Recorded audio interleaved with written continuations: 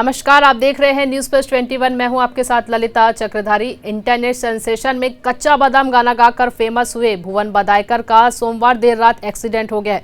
घटना पश्चिम बंगाल के बीरभूम में हुआ है, जिसके बाद उन्हें तुरंत हॉस्पिटल ले जाया गया है। मीडिया रिपोर्ट्स के अनुसार भुवन के सीने में चोट लगी है। यह घटना तब हुई जब वह अपनी कार चलाना सीख रहे थे।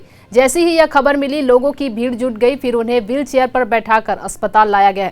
भुवन बदायकर पश्चिम बंगाल के रहने वाले हैं। वह यहाँ मूंगफली बेचते हुए कच्चा बादाम गाते थे। उनका यही वीडियो सोशल मीडिया पर वायरल हुआ, जिसके बाद वह इंटरनेट सेंसेशन बन गए हैं। बता दें, कुछ समय पहले सहदेव डीडो की ऐसी ही एक्सीडेंट हुई थी। फिलहाल वे ठीक है और हम भुवन की भी जल्द ठीक होने की कामना करते हैं। देखते रहिए न्यूज प्लस 21, आपके हक की बात।